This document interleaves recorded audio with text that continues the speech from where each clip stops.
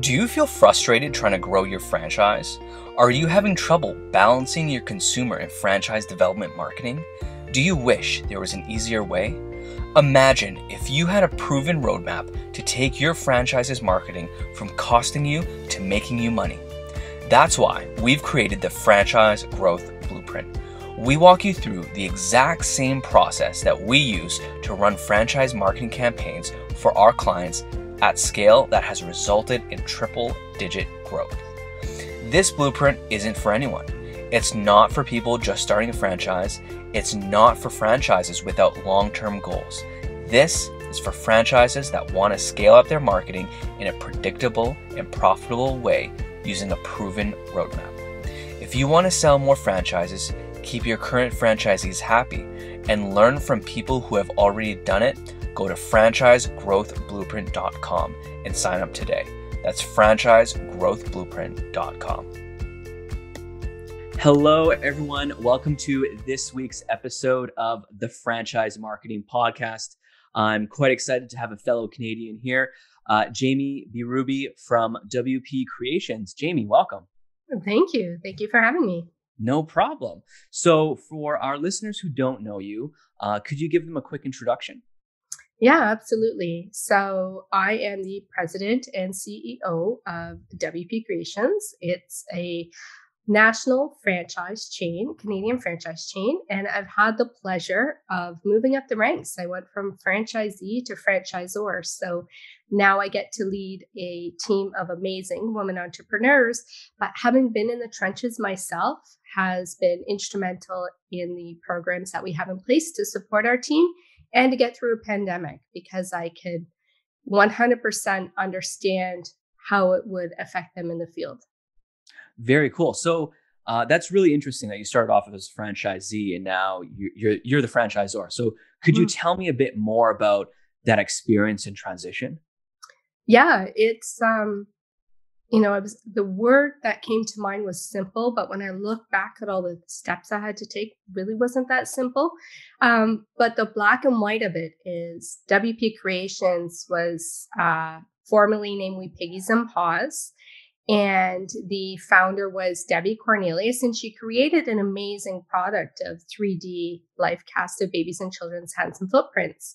So I bought into the franchise back in 2008. And I realized that however I was successful, not necessarily everybody in our franchise team had the same level of success. So I realized that the franchise model, the product was great, the license to sell the product was great, but we lacked a system and we lacked follow-up support and training. So in essence, that became my involvement with the founder, was I created that element of the franchise. Very cool. Very cool. And what was that like, helping build those systems? And from what it sounds like, it's essentially from scratch.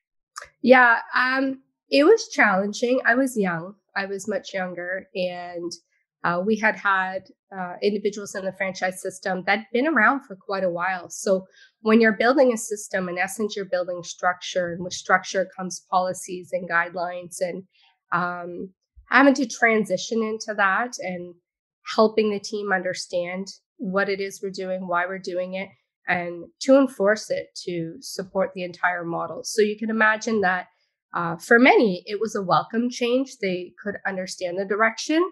And for some, it was an unwelcome change. So there was a little bit of resistance.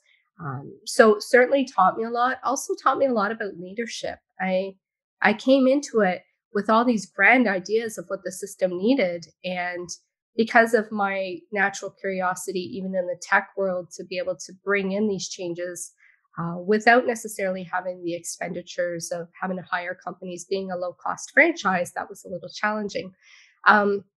So that was great and all, but I had never led people. I'd never managed people. So unfortunately, I had made mistakes until I learned how to improve upon that. So it was a great learning experience. I think that every step you take and fumble really is an opportunity for growth.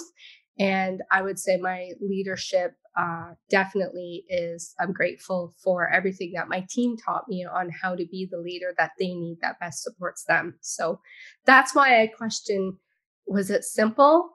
I mean, the concept of what I did, yes, but as for time and what I had to learn to get there, it wasn't so simple. But I'm grateful for it. And you know what, Jamie, you bring up like a very important point about how a lot of franchisors, they're really great at, starting this business and growing it. But when you become a franchisor, it's a completely different game, right? And there is that aspect of leadership that you have to, well, that you've inherited essentially. So I'd love to learn a bit more about some of your biggest learnings from that experience.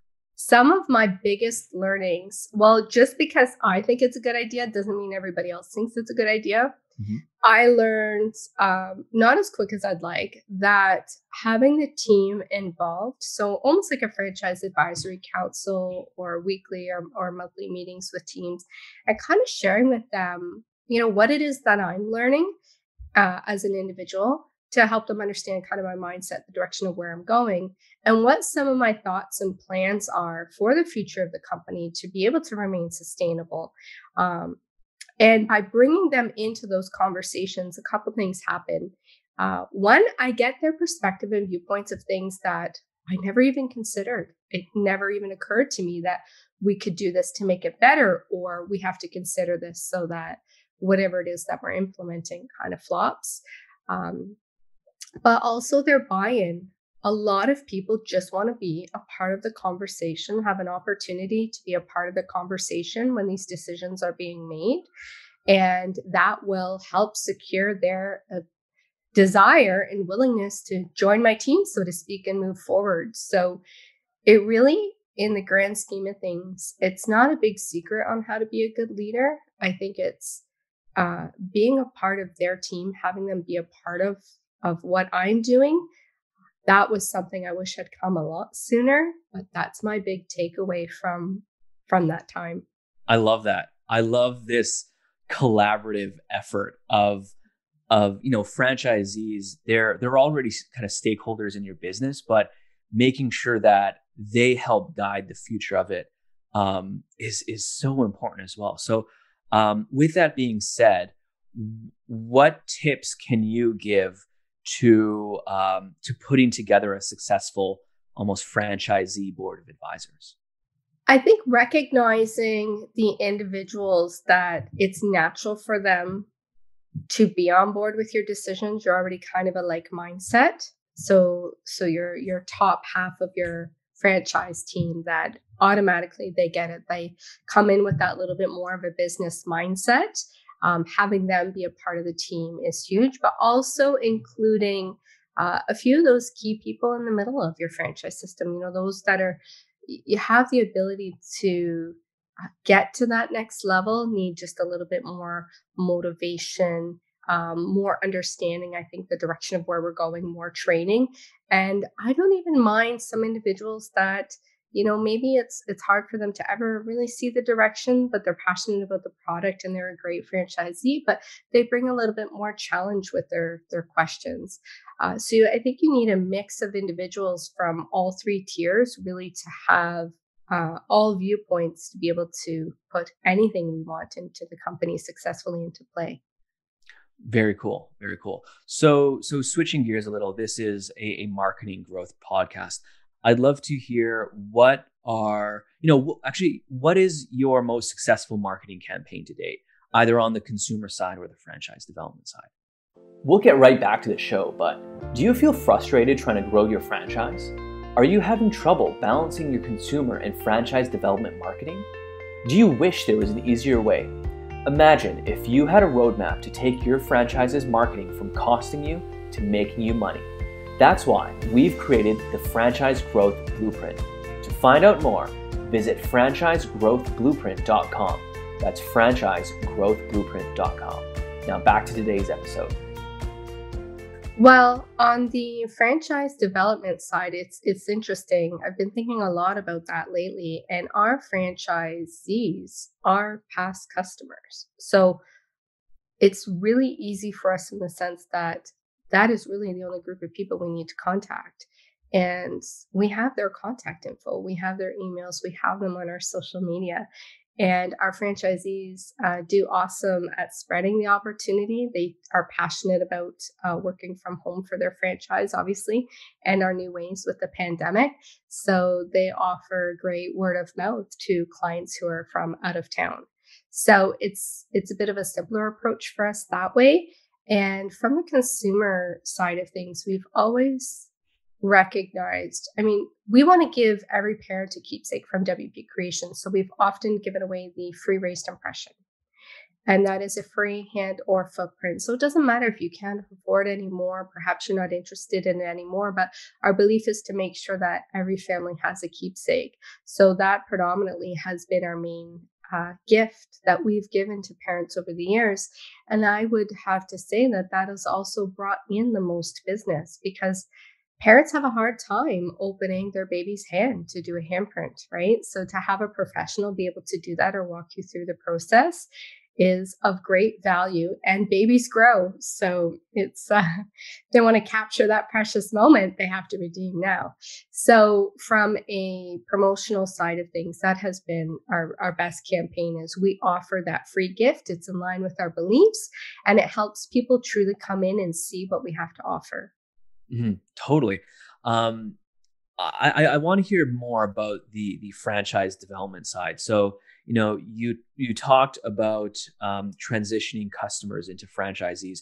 How do you have that conversation, and how do you essentially transition that conversation from a customer to a franchisor conversation? So when the client is with the franchisee, they're taking molds of the baby's hands and feet. So they're there. That could vary. It could be 15 minutes, half an hour, an hour. So you have to find things to talk about. And what a lot of women in particular, and we're open to dads as well, anybody really, but historically it's the moms who tend to bring the babies in. And during that time, moms are thinking about their work, mat leave, how nice it must be to be able to work from home, to still be able to do something great, to sell a product that is amazing. I mean, they're here buying it. So obviously they already love the products. And they naturally just ask questions. How long has the company been around? Why did you decide to work from home? Before I was even a franchisee, I did the same thing. I redeemed one of those free ornament vouchers. So it's the free ornament voucher that got me to where I am today, which is amazing. But you just naturally have that conversation. So the moms ask the franchisees then tell them about the opportunity. And even though it may not be right for everybody at that time, maybe it's because they just started mat leave or it's their first child. By the time they get to child number 2 or whatever their reason may be, they reach back out a couple years later.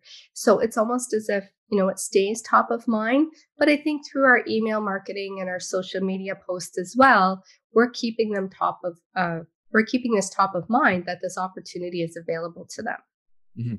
And you brought up a really great point about how you're catching your customers in such a transitional period. I absolutely love that. You're kind of inserting yourself right at the perfect point in time. Yeah. Yeah. Especially now. And even with what's going on with the pandemic, there's so much uncertainty right now with positions and even daycare, whether families want to put their children in daycare. So we're really going through an amazing amount of people who are interested in the franchise right now. I'm all about building a system to be able to support the team.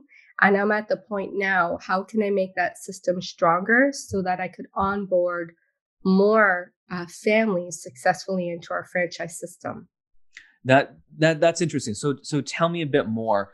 What is what are you doing, and why are these? I don't want to say it's systems breaking down, but how are they not scaling right now?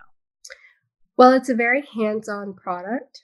So when we bring in a woman entrepreneur, we're bringing her into an artistic role, and that we're teaching her how to life cast. We're teaching her the techniques of how to get that baby's head open, how to pour the cast open clean. We're also teaching her business, how to run a business, how to understand the why of the company, your own individual why, how to market it, and how to be organized to get your products completed on time. There's so many different steps. It's start, stop, start, stop.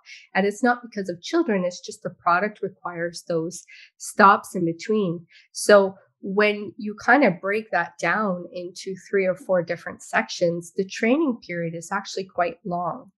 Even though we do have our online university program, and going back to one of the first things we talked about, I realized I took my success in what I was doing and I put it into an online program so that they could access content at any time. But still, right now, we're a part of that training and helping them when we see their products, helping them with the techniques that they need. So it's I have a team who helps us. We now have virtual trainings, so we had to learn how to do our virtual training as well. So we do have a team that is responsible for several of those steps along the way.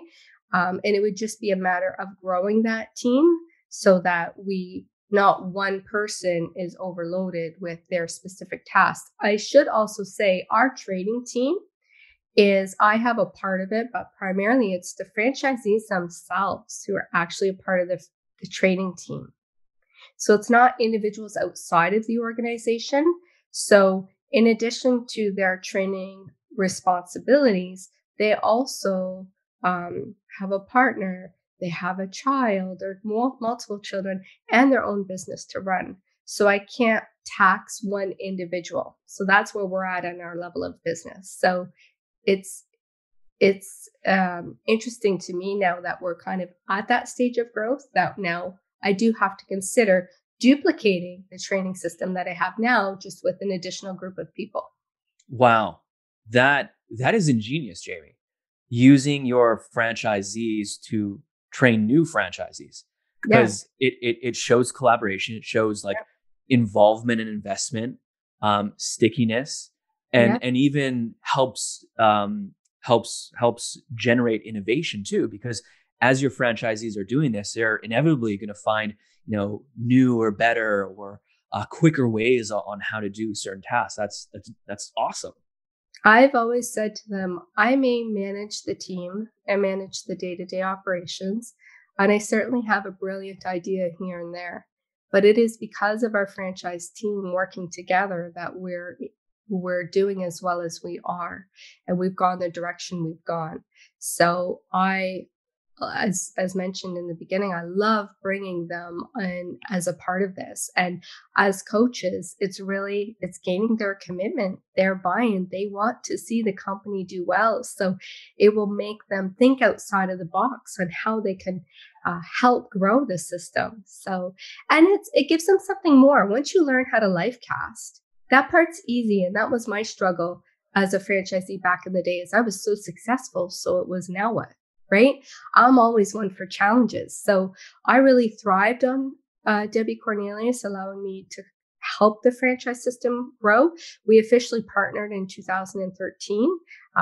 I call my years before my internship, but I know that helped me be able to stay home and continue raising my children, was because I had that extra purpose. So I like to recognize those individuals within our franchise system that also want that something more, that challenge that we can provide to them. So it's a win-win for everyone. Awesome. So Jamie, one question I love to ask is, what advice would you give someone just starting out as a franchisor? Don't get too excited about growing so fast that you forget your system. Because our company was larger once upon a time, but it started to crash because it didn't have that system to support it. And that's why we had the resistance that we did. So we almost had to rebuild the business again because of that. So growth is great, but you have to be able to support it and sustain it. Very good tip. Very good tip. I mean, like, there's so many franchises out there today that are like, I want to expand, I want to grow, expand across Canada in 3 years, but there's no systems and processes in place to sustain that growth. It's such a great tip. It'll stunt your growth in the long run if you do it too quick without having that infrastructure in place. Totally, totally. So, Jamie, we are nearing the end of the episode, and I do like to end it with something I call the lightning round. So it's just a few fast-paced questions. You ready? Yes. Awesome. So, first question is, what is your favorite tool or app that you cannot live without? That I cannot live without? Oh, email. Good answer. I'm not a very exciting person that way, but I love my business so much. I do always have to check my email. Totally. What is your favorite book? Start With Why, Simon Sinek. Such a good book. It's a great book. Totally. Next one is, who is a franchise leader that you look up to? Franchise leader. I have to say Angela Cote has given me a lot of support and guidance over the years. So I'm very grateful for her. Yeah, she's a rock star. We actually just had her on a previous episode. She's full of information. I adore her. I adore everything about Angela. Yeah. Awesome. And Jamie, last question, I promise. Where can people find out more about you and your franchise? They can go to wpcreations.com. We have a great form you can fill out. Our system is you can be invited to an online opportunity program. You listen to it for an hour. It kind of gives you what you need to know before the pressure of maybe getting on a call with me. Sometimes people just want to be able to research first, so they can fill out that form, and we have great little videos on there to learn more. Or I'm so confident in our business, I say call any one of our franchisees across the country first, and they'll share their thoughts with you. Awesome. Jamie, thank you so much for being on the podcast. Thank you. This was fun. Same as well. Take care. You too. Thank you so much for listening to this episode of the Franchise Marketing Podcast. If you found this episode useful, share it with a friend and subscribe now so you don't miss out on any upcoming episodes. And until then, happy marketing.